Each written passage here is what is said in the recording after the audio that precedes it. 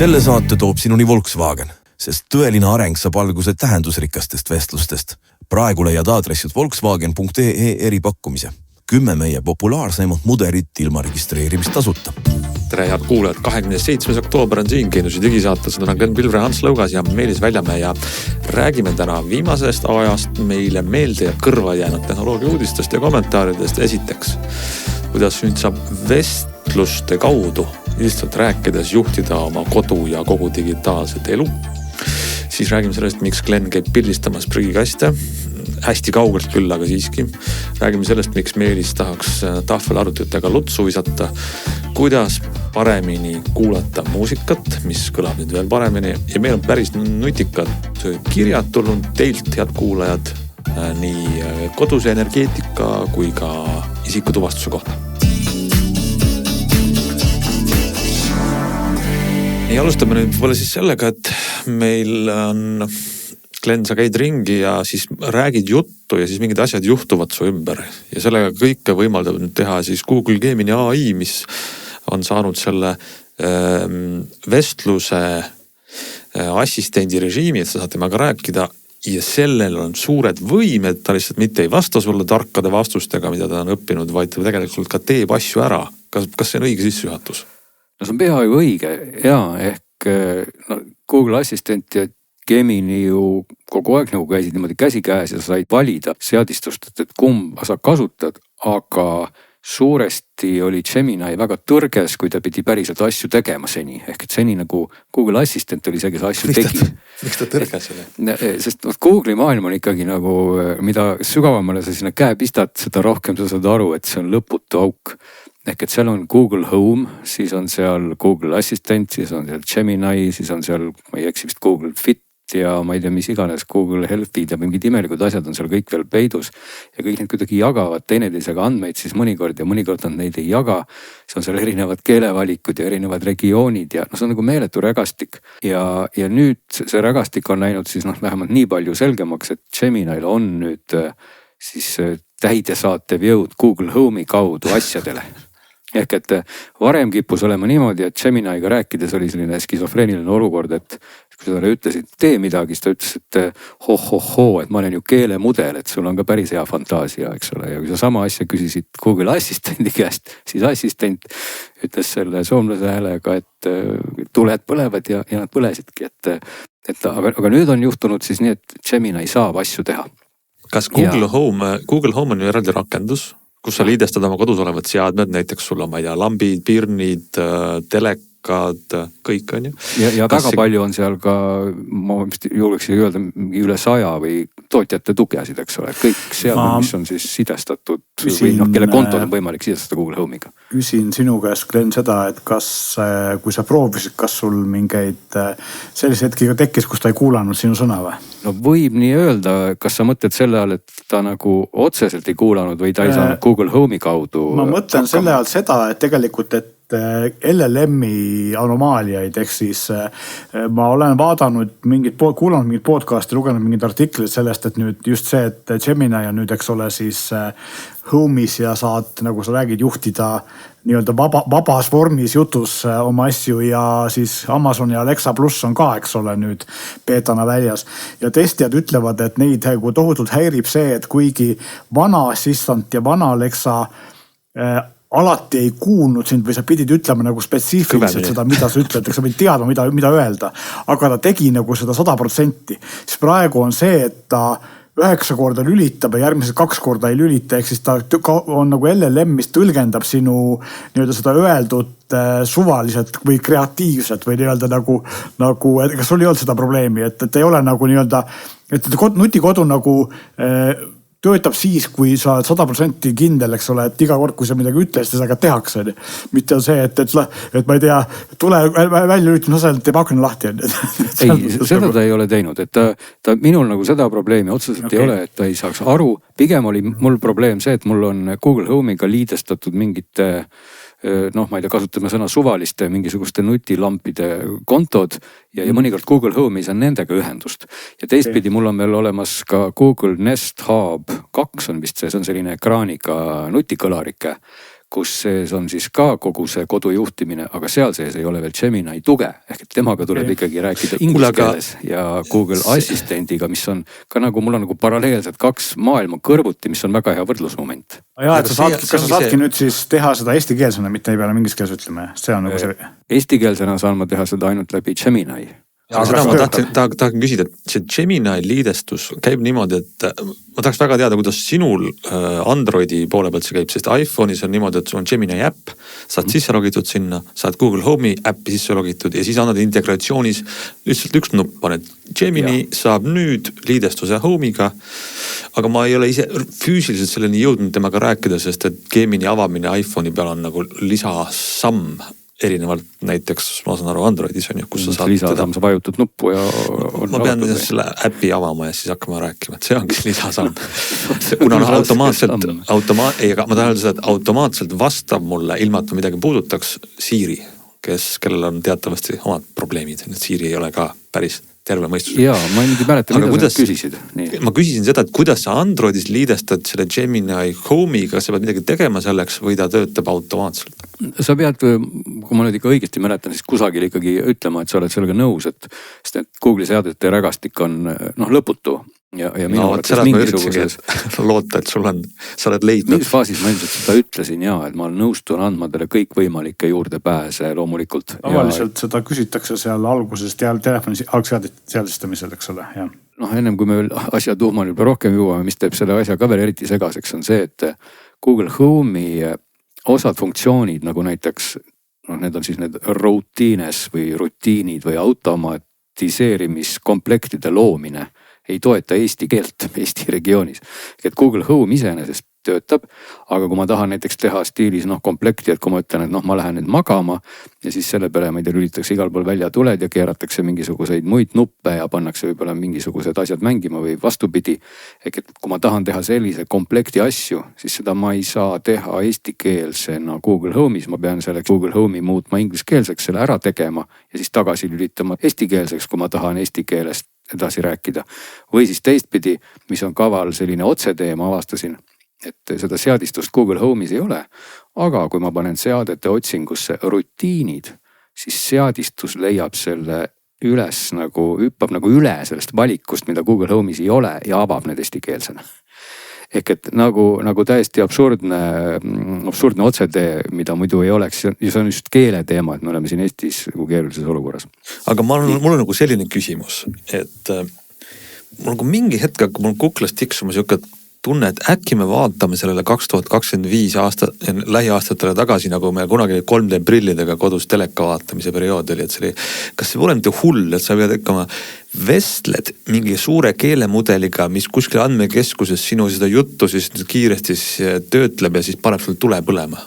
No seal on kahtlemata, see on oluline nüanss, mille peale mõelda, sest et kui ma nüüd toon näite, et kuidas see siis reaalsuses juhtub, et tegelikult see töötab minu puhul katsetustes nii palju, kui ma siin olen oma tulesid vilgutanud ja asju teinud, väga hästi. Ehk et eesti keeles, kui ma ütlen talle, et pane midagi põlema, kustuta ära, tee seda, ta teeb seda, aga ta vastab sellele ka natuke pikemalt. See on võib-olla minu probleem sellepärast, et mul on ta iseloomult tehtud selliseks nipsakalt sarkastiliseks, et ta on ütleme siis otse välja, ta möliseb kuidagi palju. Miks sa tahad sellist asja, ma ei saa sellest aru? Ma temaga rääkides on see tore olnud, aga ta on, võib-olla ma olen siuke masohist, eks ole, et ma olen öelnud talle, et ole ikkagi suhteliselt lühike oma vastustes ja nii edasi, et selles mõttes, kui ma ütlen talle, et ma panen tuled põlema, siis ta panebki need põlema, ei ole mingit juttu.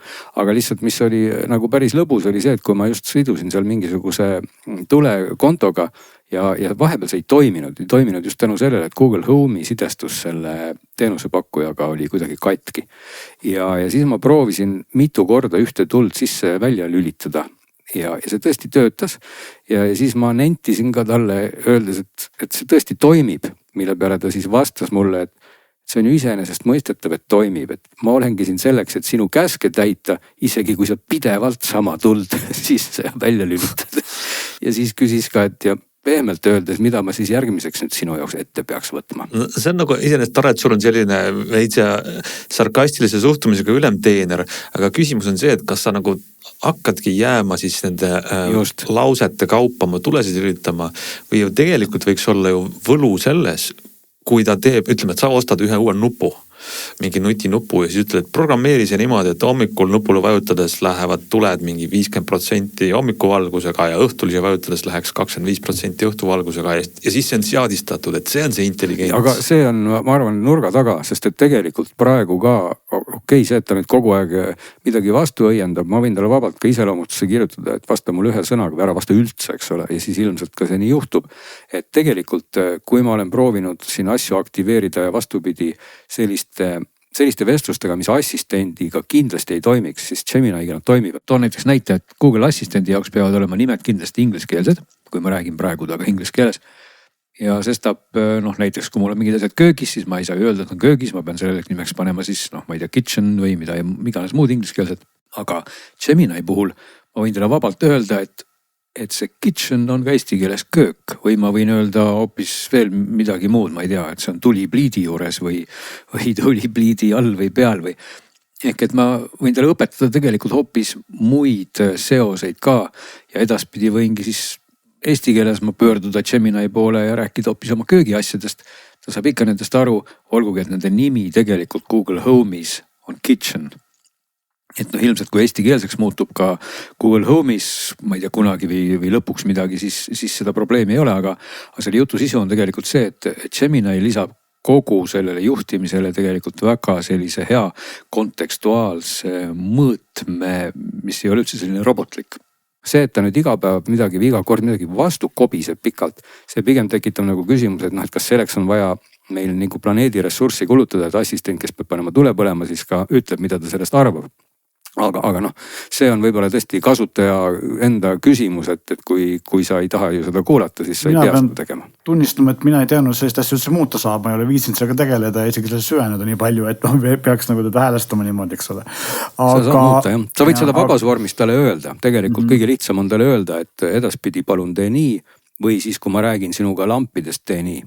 Ma võin siia lõppu lisada ühe enda hiljuti toimunud asja, mis siis puudutab Google Home'i, et ma testisin siin erinevaid kallimaid robottolmuimejaid ja mõnel Hiina tootjal on siis menüüs või seal äpis on nagu suurelt ka Matteri tugi välja toodud. Ma mõtlesin hea küll, et siis on nagu mõistlik testida ka seda ja kõik 3 erineva tootja roboti, mille ma Matteriga siis Google Home'iga siduda üritasin, mitte ühelgi mul see ei õnnestunud, ehk siis QR-kood töötas ja Google Home tundis ilusti ära roboti ja ütles, et ta on selle ilusti ära seadistanud, eks ole. Ja siis iga jumala kord või iga roboti puhul ütleb ta mulle, et seade ei ole voolvõrgus. Kas seal oli ka mõni Roborock? Jah, Roborock, Dreamy ja Ecovacs olid need, mida ma proovisin. Roborock ei töötanud sul? Ei.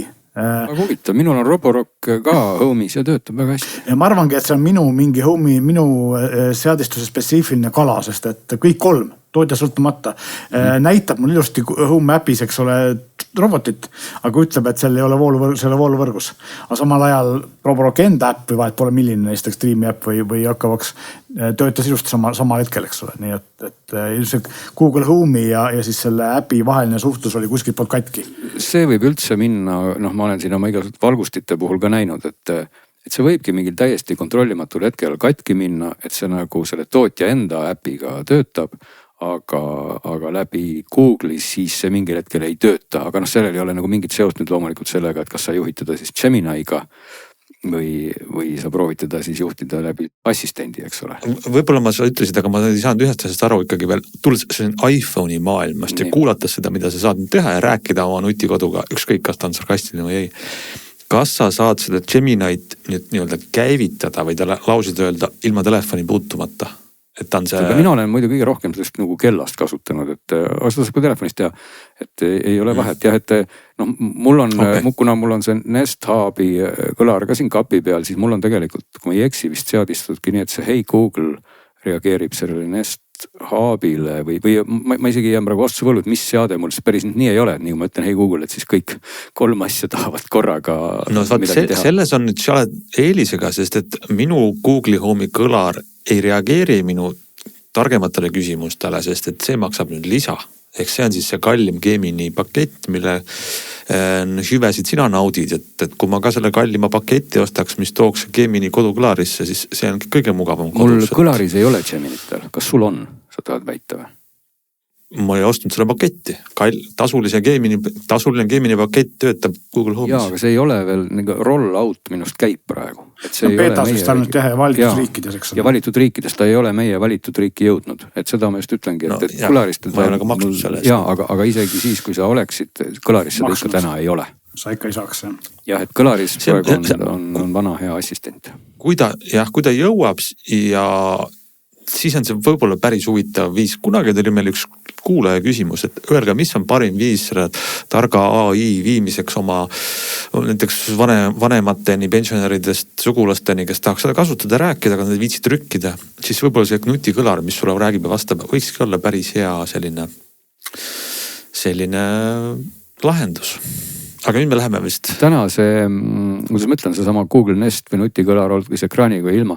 Iseenesest, kui ta saaks sinu jutust ikkagi ladusamalt aru ja oskaks kõiki neid asju teha, see oleks kindlasti väga hea. Et täna selle plussiks on jah, muidugi võib-olla see on pluss või miinus, et ta siis väga hästi teebki sulle korralduse ära ja ei ütle oma arvamust vastu, aga samas sa saad nagu öeldud, et Gemini puhul seda ka ilmselt häälestada, aga assistendi suurim miinus ongi see, et ta on ikkagi pehmelt öeldes ju loll, eks ole, et ta saab küll aru ja eesti keele see tugi. Jah, et ta saab küll aru mingitest korraldustest, aga liiga pikka vestlust ei saa temaga arendada, aga Gemini puhul see kõik töötab ja muidugi endiselt on ju olemas Gemini'l ka väga hea juurdepääs kõikidele muudele Google'i teenustele ja ka see töötab väga hästi, et Gmailid, kalendrid ja mis iganes. Nii et täna mul oli pikem vestlus Gemini'ga ka teemal, kas ta minu terviseandmeid näeb, sest et ma siin ka mingisuguseid nutisõrmuseid natuke vaatan parajasti ja vererõhu mõõtjaid, mis on siis võimelised läbi, see oli siis, kas on Google Health või on see Google Fit või kumb see Google'i see teenus on, kus ta terviseandmeid logib, et kuna nemad ka selle teenusega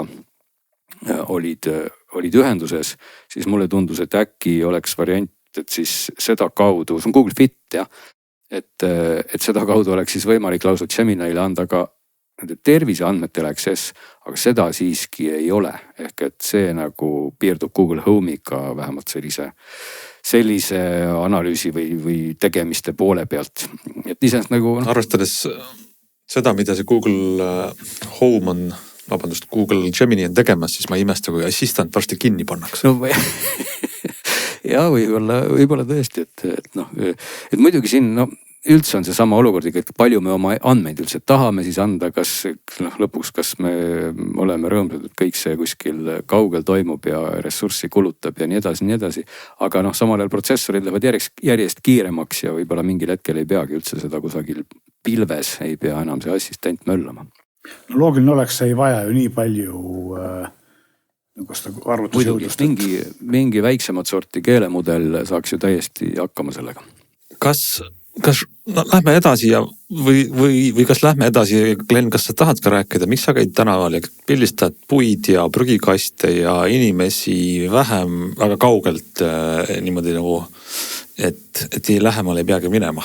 No jälle terve saade tuleb meil Google'ist niimoodi, et võtsin kännukast Pixel 10, mis ta siis on? XL Pro või? Ei Pro XL, Pixel 10 Pro XL just. Mis on siis selle aastane telefon, mida Google nüüd ka ametlikult taas kord Eestis müüb, aga ei turunda enam nii laialt, nagu siis tehti seda eelmisel aastal. Ja kuna mul on põhilises kasutuses endiselt Pixel 9 Pro XL, siis oli nagu huvitav vaadata, et on siis 10 palju parem. Ja üks asi, mis 10 on palju parem, on optiline või siis kombineeritud, ütleme ikkagi siis digitaalne AI zoom. Ja see on nüüd 100-kordne, Pixel 9 oli see 30-kordne ja Pixel 9 nüüd mingid nähtavat AI-d seal nagu ei tegutsenud, võib-olla taustal ta tegutses. Aga 10 on see 100-kordne optiline zoom tõesti kohati nagu koomiline, aga kohati ikkagi nagu ebareaalselt hea. Et ilmselt on ta siis analüüsinud kõik maailma asjad, pildid ja muud nähtused üle. Ja kui sa teed siis 100-kordse zoomiga pildi, siis esimene pilt, mille ta teeb, ongi prügikast on selline sakiliste servadega ja kui seal on mingid kirjad peal, siis need on nagu nad on, niisugune segapudru, mudru. Ja siis ta mõnda aega möllab ja ta teeb seda muide telefonis. Ta ei tee seda nüüd kuskil pilves, ehk et seal on see uus Tensor G5 kiip, mille jõudlus muidugi teab, mis siin erinevate testide järgi ei ole, aga ilmselt see Tensori kiibis on ikkagi mingi optimeeritud just seda närvivõrgu jõudlust ja see Tensor kiip siis hammustab seda pilti katki ja paneb kokku ja siis ta restaureerib need. Noh, see on nagu ta teeb sellest 100-kordse zoomiga käkerdisest nagu täielikult päris pildi. Ja kui seal on mingid loetavad kirjad, ta teeb nüüd eestikeelsed nii loetavaks, et nad ongi nagu keegi oleks nad sinna nüüd trükkinud, väga ilusad, mingid piktogrammid, pildistasin siin mingeid kuuski ja taimi natuke ja noh, selge see, et ta joonistas iga kuuse okka nagu täpselt nii välja, nagu ma oleks seda lähedalt vaadanud ja see tõesti töötab, et see ei ole nüüd päris nii, et ta paneb suvaliselt siis noh, selle pildi peale mingi teise prügikasti, sest ta võtab andmebaasist prügikasti, et ta ikka üritab nagu väga palju nagu seda õiget detailsust saavutada, et noh, mida iganes sa siis pildistad, mul muidugi tekkis kohe kuri kahtlus eksperimenteerida veel rohkem. Ma ei ole sinnani veel jõudnud, et noh, võtaks siis mingi tõesti nagu inimese võib-olla või midagi, mida sa tead täpselt, et näed, see on selline unikaalne, no et see ei ole tema andmebaasist läbi käinud ja siis pildistad seda ka kilomeetri kauguselt. Et vaadata, kas ka see nägu sinna siis saabub. See on nagu väga lahe, et selline näide tehnoloogiast ja kas mul on kuidagi imelik tuju täna või, aga ma jällegi mõtlen, et noh, et kas see on, ma natuke oleme tagasi aastas 2005, kui Olympuse digizoom tuli välja, mis oli, ma ei tea, mingi 10 millimeetrit kuni 35, mis tegi siis, ma ei tea, mitme korra või 3 millimeetrit 35, sul oli see käes see seebikärp, mis rämeda zoomiga ja see oli väga lahe, aga ma ei tea, kas seda me vajasime. Nüüd on siis meil lihtsalt on see mootor selles telefonis, mis on nagu noh, tehnoloogia ikkagi ülivõimsa hüppe edasi teinud, aga no kas sul on vaja seda? Ja no kui sul on vaja, kui sul ei ole vaja, sul ei ole, eks ole. Et selles mõttes, et sa ei oska seda seni hinnata, kui sa oled selle hetke juures, kus on vaja sealt kuskilt üle mere mingit silti lugeda, eks ole. Ja võib-olla nagu oluline on ka see, et kui kasutatav ta tõesti nagu on, et noh, siin Samsung on ju ka kasutanud samasugust metoodikat, aga seal natuke on nagu läinud see sealt nagu lappama, et see tulemus, mis ta teeb, on nagu suhteliselt loominguline. Ja et ma tegelikult just imestasin, kui ma lugesin seda, et oi, et näed, Google on nüüd selline super zoom digitaalne või siis nii-öelda AI zoom. Siis ma mõtlesin ka, et noh, et okei, et Google on siis nagu hiinlaste järgi tõmmanud, sest et Xiaomi'l ja Honoril ja teistel siin tippmudelitel on see olnud juba eelmisel aastal, eks ole, ja üsna muljetavaldavate tulemustega. Ja siis, kui ma nagu nägin neid testpilte, mida Pixeliga tehakse, ma sain aru, et tegelikult Google on see ikka palju paremini teinud kui need hiinlased, kui hiinlastel on ka see parem kui Samsungil näiteks on. Aga jah, Google on nagu teinud ikka veel loetavuse mõttes sammu edasi. Ja siis me oleme jälle selle küsimuse juures, et mis on pilt, eks ole? Ei, no aga ma tõesti ütlen, et kui ma vaatasin enne seda, viisin nagu kaks asja kokku, ma vaatasin klenistatud pilte, mis on tehtud, ma ei tea, mitmesaja meetri kauguselt, kuskilt kaugelt prügikast, mille peal on kirjad, riidekonteiner. See oli vist mingisugune taaskasutuskonteiner, ärme tee liiga sellele, et see ei olnud päris prügikast. Jah, see ei olnud prügi, see oli taaskasutus ja see nägi välja nagu, noh, kuidas ma ütlen, nagu vau, nii puhas, ülisuur zoom, aga siis kui sa hakkad natuke keskenduma, mõtled, et midagi on sellel pildil, et ma ei tea, kas Glenn tegi mingit nalja või et midagi on sellel pildil nagu valesti, sest et noh, et tähed on ju kõik natuke pisut sellised, iga täht on natuke A on erinev A ja noh, sa saad aru, et see ei ole nagu üks ühele päris, aga ta annab edasi selle mõtte. Eks ta ei ole nagu foto, aga sa saad teada täpselt, mis seal kaugele oli ja sa saad selle suurendatud. Võib-olla see on kaasaegne binokkel hoopis, äkki peaks selle binokli äppi panema. Nagu kunstnik oleks foto pealt maha joonistanud, eks ole. Aga no kui ta teeb seda õigesti, kui ta ikkagi taastab, restaureerib need detailid õigesti, siis ju ongi hästi, eks ole, et kui ta joonistab sinna teised sildid või teised tekstid, siis on see natukene pahasti. Selles kurikuulses Ameerika krimisarjades CSI, mis iganes on, kus on üks detektiiv vaatab üle tehniku õla, ütleb zoom'i sinna sisse ja siis ütleb enhance. See on nüüd kohal. Ja nüüd on see kohal. Et ma arvan, et see on see funktsioon. Et niimoodi müües. No siis rääkides võib-olla veel, mis seal Pixel 10 samal teemal kohal on, et nüüd on tal kohal ka selline, kas siis ma ei tea, kas see põhineb siis Gemini'l või mingisugusel muul LLM-il või mis iganes tarkusel. Et kui sa hakkad pilte tegema, siis ta assisteerib sind tekstiliselt, andes sulle juhendeid, mida teha. Ehk et kui sa nagu kadreerid, eks ole, valid mingisuguse, mida iganes sa siis kaamerasse parajasti võtad ja ütled siis, et palun nüüd aita mind, ma ei ole nüüd suutmatu, et mida edasi teha. siis ta analüüsib selle pildi ära ja kõigepealt annab sulle variandid, mida seal võiks nagu rõhutada selles kaadris. Noh, mis iganes seal pildi peal siis on, võib-olla on seal mingi loom, inimene või kolmas asi, siis ta näiteks ütleb, et aga kui sa tahad rõhutada nüüd seda looma või inimest, siis hakka tegema nii. Kolmas variant või teine variant on sul ka öelda, et AI nüüd ise otsustaks, mille moodi see pilt võiks olla või mida sa tahad kadreerida. Ja siis ta vaatab selle pildi veel kord üle ja pakub sulle siis, et tema arvates selle pildi peal peaks nüüd rõhutama just nimelt seda. Ja kui sina oled sellega nõus, siis ta annab sulle sellised näidiskadreeringud piktogrammidena nagu kujutada ja siis ka tekstiliselt sammudega juhendab sind. Ja siis selleks ajaks on see aeg juba läinud ja hetk on möödunud, eks. Ei no jaa, aga no ütleme, kui sa teed midagi staatilist, no näiteks mul üks katse oli lihtsalt, ma võtsin täitsa suvaliselt, mul olid mingid kõrvaklapid, klaveri mingi nurga peal, keerasin telefoni sinna poole, mille peale ta kohe küsis, et kas ma tahan teha kunstilist pilti klaveri klaviatuurist, tahan ma teha lähivõtet kõrvaklapi mingist logost või tahan ma mis iganes asju teha ja siis ma ütlesin, et otsusta ise ja siis ta pakkus mulle mingisuguse kunstilise nurga ja ütles, et ma läheks telefoniga sinna, nihutaks neid klappe ja kasutaks mingit makrorežiimi ja kogu selle peale oli kohe nagu nupi järgmine ehk et tal on selline nagu niisugune tekstiline abimees on nüüd sul, mis ütleb siis kuidas pidi ja mida sa peaks oma telefoni tegema, et tegelikult jälle päris nutikas, noh kui ma mõtlen, et ma ei tea, kas ma oleks võib-olla keegi, kes tahab õppida fotograafiat või siis mul on, et telefon ise nüüd proovib mind abistada, et miks mitte ja noh, loomulikult on seal ka siis tekstiline piltide töötlus, aga see on ka olemas küll vanemas pikslis, minu arust see ka 9 on ka olemas, ehk sa saad kirjeldada, mida sa tahad pildis muuta. Ja tõesõnaga minu kasutus Pixel 10-ga peamiselt siis piirdus selliste väga kaugete taaskasutuskastide pildistamisega, aga iseenesest ega telefonina seal mingit väga suurt muutust ei ole, tal on veel paremad kõlarid muide, kui midagi mainida, mis seal parem on. Mängivad basse natuke rohkem, aga vormilt on ta ju põhimõtteliselt täpselt sama suur telefon, igapäevakasutuses pole ta, mina ei saa aru, on ta nüüd kiirem või ei ole, aga protsessor seal muidugi on kiirem ja tal on juurde tulnud ka muide see magnetika laadija kinnitus, et mis peaks siis sobima kokku selle standardiga, mis oli Q2 või? G2, see on kõige suurem muudatus uuses telefonis üldse. Jah, mis on kindlasti tore, kui teil juhtumisi see laadija on olemas. Ekraan on ka läinud natukene heledamaks ja noh, ütleme, kui sul on täna on nüüd Pixel 9, siis ilmselgelt, kui sa ei taha neid kaste pildistada või mingit AI-le väga rõhku panna, noh siis ei ole seal väga suurt edasiminekut, aga teistpidi ei, ta ei ole kuidagi halb telefon, ta on ikkagi väga, väga äge telefon ja endiselt ma ütleks, et nagu Android ja Gemini ja see kõik on Pixeli telefonis. See on ikka väga hästi teostatud, kui välja arvata see meeletus seadistuste rägastik, et see ajab küll vanduma ja olen ka seda Geminile öelnud juba korduvalt, et kurat, et miks te rallit niimoodi sõidate, kui te ei sõida, et see on täiesti ebareaalne. Tavaliselt on ju vastupidi, et Pixelil on kõige vähem seadistusi võrreldes Samsungi või hiinlastega. See puudutab just nimelt Google'i ökosüsteemi. No, ilmselt teate ju kõik väga hästi, et kui on vaja Google'isse minna otsima mingisugust, ma ei tea, ostude ajalugu. See on kohutav. Sa ei leia mitte midagi üles. Aga õnneks Gemini on väga kannatlik ja proovib ka selle koha pealt aidata ja kohati teeb seda täitsa hästi, et nõustada sind, kus rägastikust midagi leida.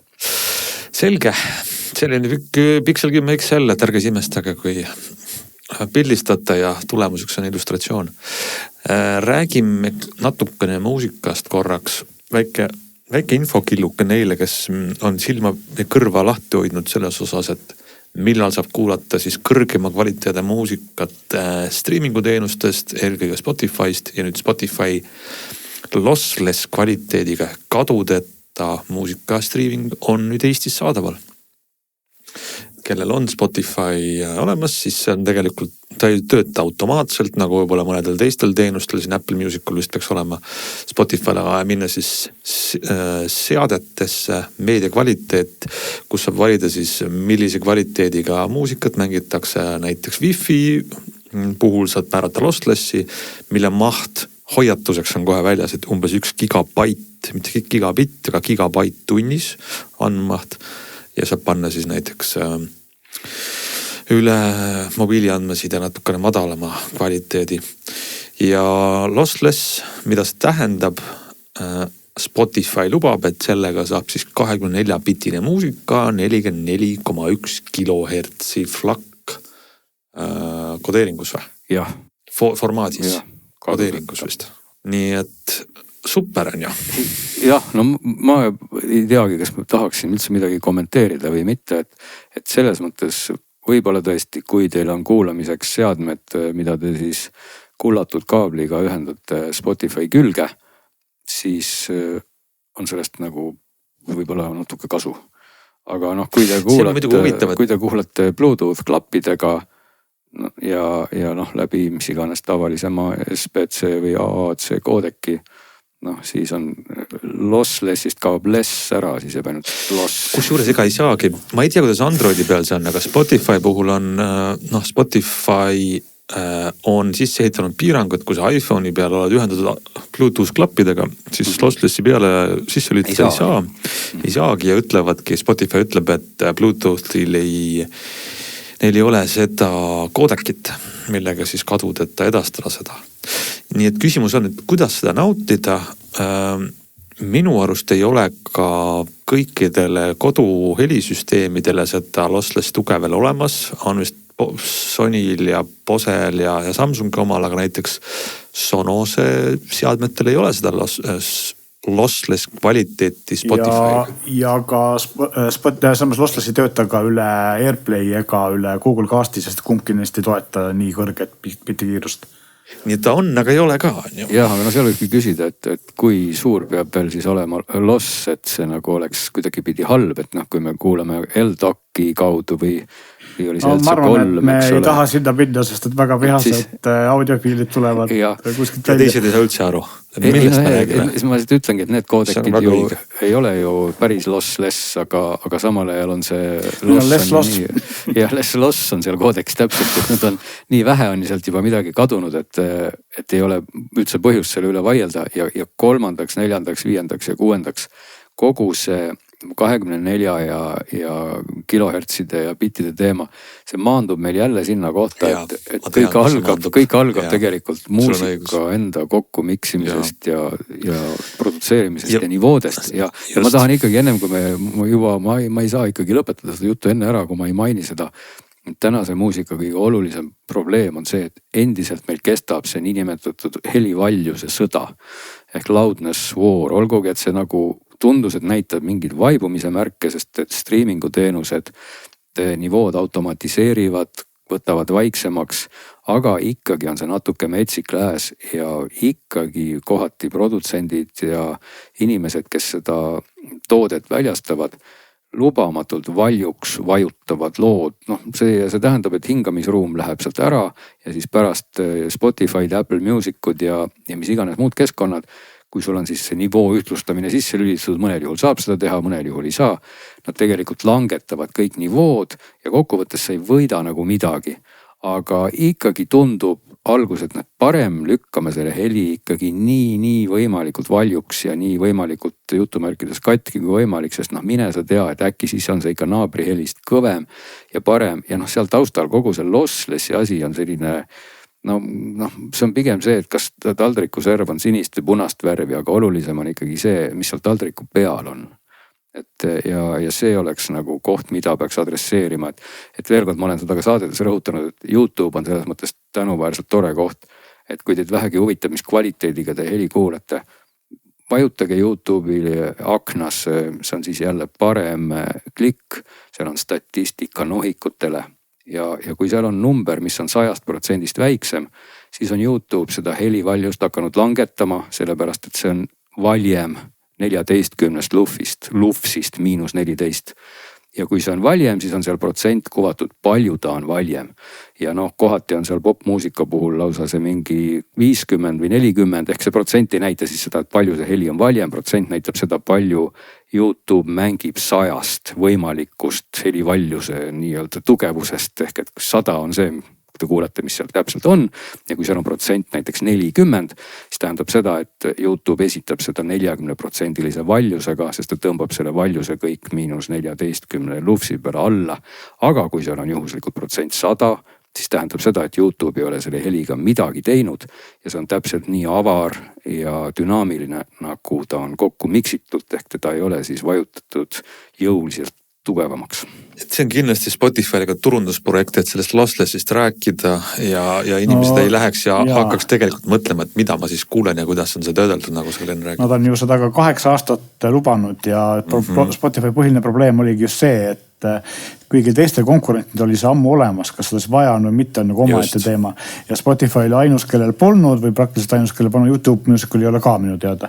Ja siis rahvas hakkas Spotify'st ära minema, aga... Loomulikult, aga minu juttu ei saa nüüd tõlgendada niimoodi, et peaks kindlasti kuulamagi ainult MP3 ja ruigama rõõmust, et CD kvaliteet tuligi selleks, et olla inimkõrva jaoks parim ja ta on tänaseni tõestanud seda, et ta ka on, sest inimkõrvad ei ole selle 20 aasta või 30 aasta sugugi rohkem edasi arenenud, kuid CD kvaliteet seda võimaldab ja igasugune lossless, mis siis põhimõtteliselt ongi see sama kvaliteet, ongi hea.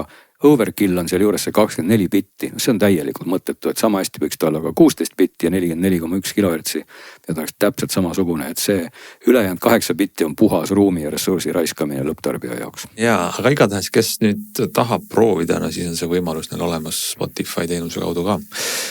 Kuulge, aga meil on nüüd 2 kirja, räägime neist ja võib-olla huvitavad kirjad. Esimene võib-olla lühemalt menetlemist, aga mainin selle ära ja ma mainin selle ära selleks mõttes, et meil endal mõtteid, kuidas sellest rääkida, aga võib-olla teistel kuulatada tuleb veel paremaid mõtteid, siis te võite aidata meil vastata Tarmo kirjale. Ja Tarmo kirjutab meil energeetika teemadel, mis tähendab siis, et kuidas... energia tootmisega alustada mitte ainult oma eramajaga, vaid ka korteriga. Tarmo ütleb, huvitav näide on Saksamaal toimuv, kus võib kuni 8 vatisega päikeseenergia jaama ühendada oma elamisse ilma sertifitseerimata ja ametliku dokumentatsioonita. Ma ei ole aru saanud, kuidas on õigusandlik olukord Eestis, kui ma näiteks ostan 1400 € eest maksva süsteemi, kus on 2,5 kilovatine päikesepaneel ja inverter ja 2 kilovatine aku, siis kas ma võin selle enda korteris seinakontakti pista. Ja kui saaks, et siis Tarmo ütleb, et see võiks esile kutsuda tõelise lokaalse energiatarbimise revolutsiooni, kus seda hakatakse rakendama korteri tasemel, sest Eestis elab 70% inimestest korterites. Küsib, et kas võiks seda kuidagi lähemalt uurida, nii seadusandlust või ka seadmeid. Ja meil on siin, arutasime omavahel, et meil on siin mõtteid, Eestis ju tegutsevad ka sellel vallas ettevõtted erineva nurga alt, aga küsimus on alati ju korteri elanikul tasuvuses on ju, et kui ma ostan ühe paneeli ja ostan ühe aku ja mul on võimalus seda õiguslikult ja üldiselt kasutada oma kodus, et küsimus, kas see ennast ära tasub? Sel teemal, mis haagib ka natuke, mitte natuke, vaid täiesti otseselt energiaga, olen ma hiljuti Geeniuse koostöös teinud mõned podcastid või taskuhäälingu saated, mille nimi on Energia tulevik. Ja seal on jutuks olnud erinevad Eesti edumeelset mõtlevad energiafirmad.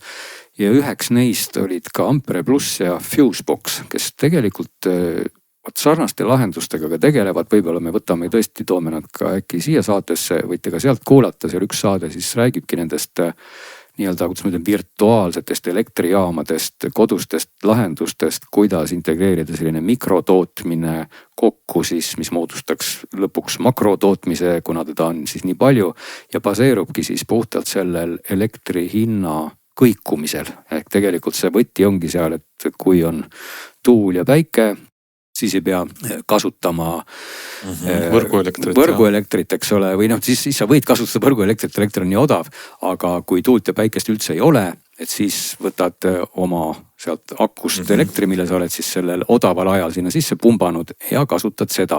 Ja tegelikult see tarkvaraline lahendus justkui silubki siis neid samu tippe, mida suures mastaabis ju peaksid tegema elektritootjad lausa ise, et kui meil on mingisugused mis iganes hüdrosalvestid või akupakid, siis tegelikult on ka ju tootjad seda tegemas, eks ole, et sel ajal, kui on tuult päikest palju, sel ajal siis täidetakse neid salvesteid. Aga miks mitte ka kodusesse sahvrisse nii-öelda natuke koguda? Just nimelt, et tegelikult sama asjaga siis need eelpool nimetatud firmad ka tegelevad lahendustena, aga loomulikult seal jääb see küsimus muidugi õhku, et kõik sõltub tarbimismahust ja tasuvustest ehk et kui sinu igapäevane elektriarve näiteks täna on igal juhul mingisugune 30 eurot või 40 eurot. No just. Et siis, kui sa nüüd hoiaksid sealt pealt kokku 10 eurot, võib-olla ka 20 eurot, et siis sa pead ise arvestama, kui palju, mitu aastat sa pead seal kokku hoidma. Aga iseenesest, kui numbrid lähevad suuremaks, siis selles mõttes võib nagu värvi olla. Ja muidugi teistpidi on see ka selline asi, et mida rohkem me nagu sellele elektri hinna varieeruvusele panustame, seda vähem see hind lõpuks varieerub. Et lõpuks on olukord, kus kõik ongi nii hästi tasakaalus, et sel ajal, kui elekter tegelikult on kallis, siis need virtuaalsed kodused elektrijaamad lihtsalt toodavad nii palju elektrit, et see ei ole enam kallis. Ma arvan, et enne saab universum otsa, kui inimkond jõuab mingisuguse tasakaalu siin omadega, aga no võib-olla jah. Et kui seda kõikumist enam ei ole, ehk siis me ei saa enam selle kõikumise pealt võita. See on hea mõte, et ma saan aru, et üks saade on, kus sellest on räägitud, kuulake seda, aga kui te arvate, et Tarmo teema on mida me võiks ka ise veel menetleda, siis kirjutage meile ikka veel juurdelt, andke ka märku. Digisaadet Geenius.ee. Meil on üks kiri veel, ka väga huvitav, väga tähtis ja teema on riigi äpp. Kristjan kirjutab meile niimoodi, et me rääkisime eelmises saates riigi äpist, mainisime kurjalt riigiametnikke. No väga kurjad ei olnud, aga lihtsalt olime rahulolematud. Kristjan kirjutab, et miks ei saa siis seda kasutada näiteks ka politsei. Kurat peitub detailides, et täna isiku QR-koodi kontrollida peab kontrollija oma telefonis ise äpi sisse logima. Ilma selleta ei saa avada seal skaneeri dokumenti võimalust. Aga töötajad firmades, raamatukogudes, kohvikutes, valimisjaoskondades ja ka politseipatrull saaks seda teha ainult töö ehk asutuse telefoniga, sest töötajalt ei saa nõuda isikliku telefoni kasutamist. Sellest me rääkisime ka väga adekvaatne argument mõnes mõttes.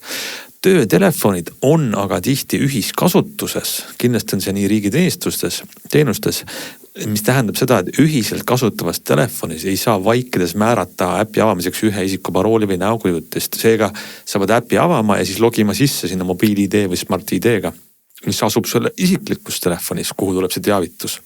Nii et siis see muudab selle äpi kasutamise sisuliselt võimatuks. Ühes käes on sul töötelefonis Eesti äpp ootamas, teises käes isiklikus telefonis sisestab mobiil-ID või smart-ID parooli ja siis tuleb iga kord enne isiku kontrollimist sooritada harjutus 2 telefoniga. No sellisele probleemil juhib Kristjan tähelepanu ja ütleb, et siin politsei ja RIA teevad koostööd, püüavad lahendust leida, mis nagu see seletab seda häda, miks ei saa näiteks ennast tuvastada riigi teenustes oma isikut selle äpiga, mis on hea näide ju. See on väga hea tähelepanek ja väga asjakohane, sest et tõepoolest selle äpi puhul, mida tasub võib-olla rõhutada, mis jääb alguses nagu natuke nähtamatuks, ongi see, et seda avades iga kord tegelikult äpp logib sisse, kasutades siis, kui telefonis on biomeetria, siis ta kasutabki biomeetriat ja kui seda ei ole, siis ta hakkabki paluma sul neid smart ID-sid või teisi variante tuvastuseks. Enamasti see meil ju kõigil on.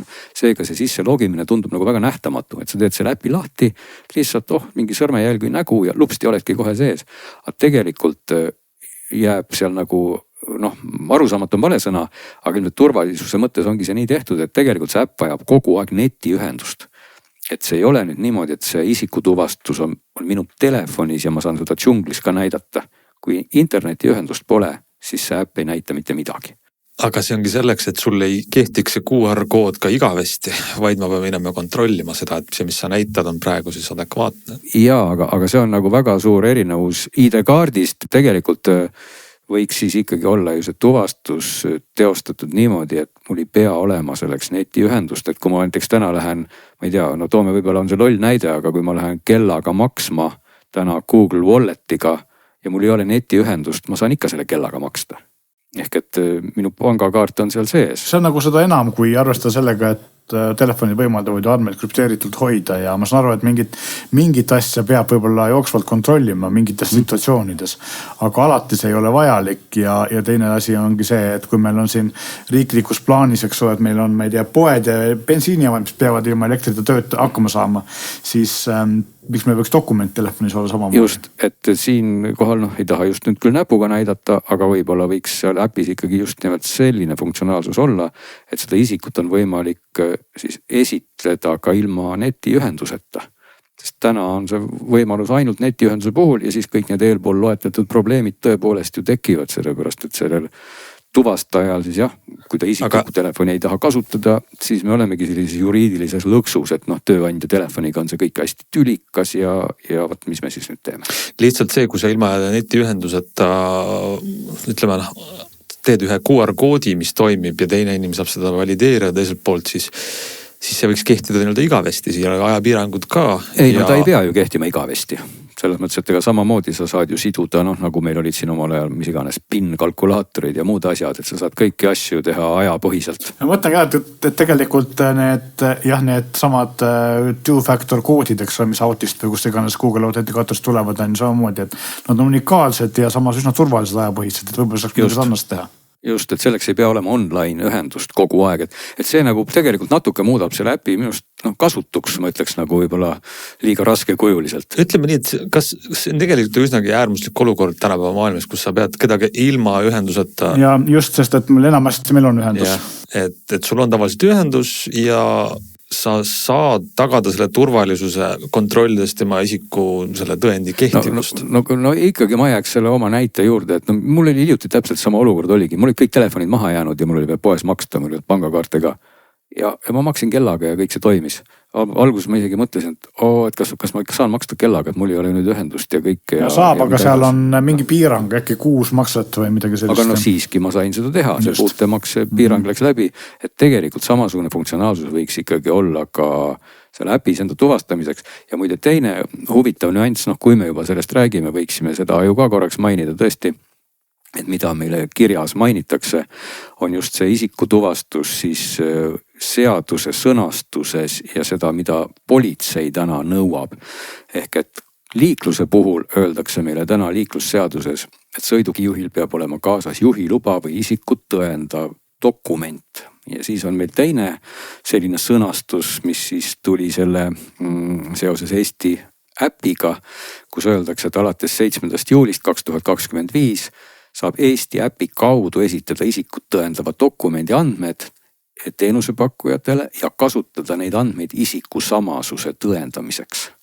Nüüd on nagu huvitav juriidiline džungel, et kas siis nüüd politsei puhul ka see kehtib või mitte, sest et liiklusseaduse puhul on vaja dokumenti. Küsimus on siis selles, et kas äpis esitatav andmed on võrdväärsed dokumendiga või mitte, eks ole. Ja see on nagu see vaidluskoht, et see on samamoodi nagu meil Eesti seaduste põhiselt on juhiluba ei ole isikut tõendav dokument, vaid on juhtimisõigust tõendav dokument, et sa ei saa võtta pangalaenu või toimida lepinguid juhiloaga, eks ole.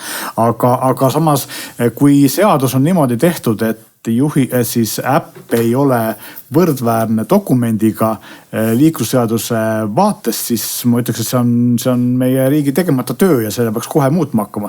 Sest et see tuleks ära teha. Teine asi on see, et ma saan aru, et ka politseil on samad probleemid selle, kuidas seda kontrollida, kelle telefoniga seda teha ja kuidas seda autentida, eks ole. Et see on nagu teine küsimus. Aga iseenesest ju praegu ma Eesti äppi lahti teen, siis mulle vaatab vastu suur punane kiri, mis ütleb, et see ei ole nagu kasutatav juhiloana, eks ole. Ja sellest kirjast ma tahaks nagu lahti saada, sest see on nagu minu arust suur miinus. No see on ikkagi huvitav sõnastus. Rakenduses kuvatav juhiluba ei asenda füüsilist dokumenti, ütleb siin mul äpp, eks ole. Ja see on asi, mis on rakendus ei ole juhiluba, 2 eri asja. See on väga selge.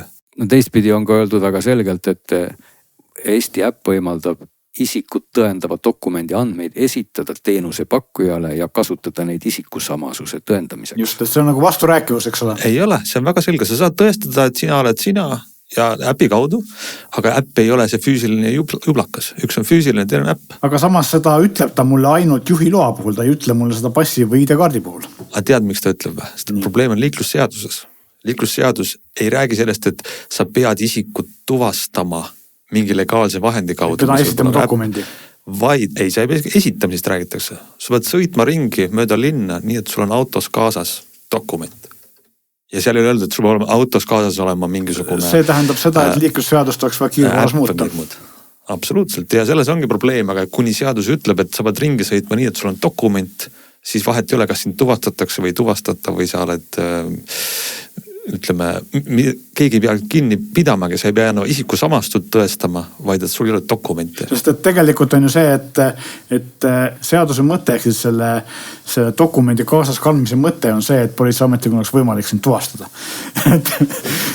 et selles mõttes nagu sa ei pea seda dokumenti kaasa kandma igaks juhuks, vaid see ongi see mõte ja kui seda saab teha ka samamoodi äpiga, siis noh. See on ajale jalgu jäänud see seadus, mis ütleb, et sul peab olema kaasas mingi asi, mis seal võis algupärast kirjutati selleks, et kui sul on jama, siis toimub isikus samasuse kontrollimine, milleks nüüd on äpp, aga noh, see on jalga jäänud punkt. No me oleme tegelikult lihtsalt olukorras, kus liiklusseadust ei tõtatud muutma seoses Eesti äpi tulemisega.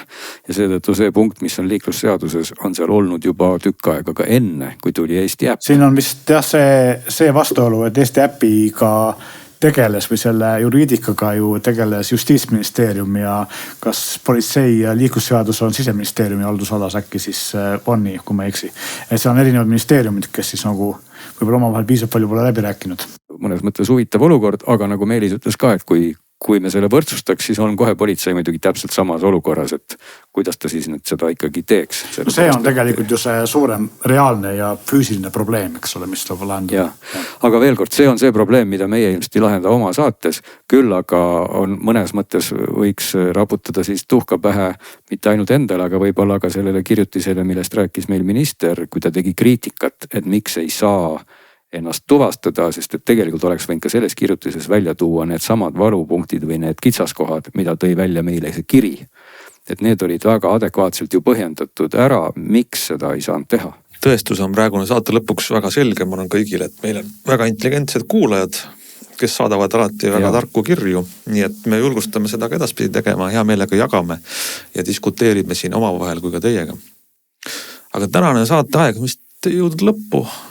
Kirjutage siis meile digisaade@geenius.ee. Meie räägime nendest ja muudest teemadest edasi juba nädala aja pärast.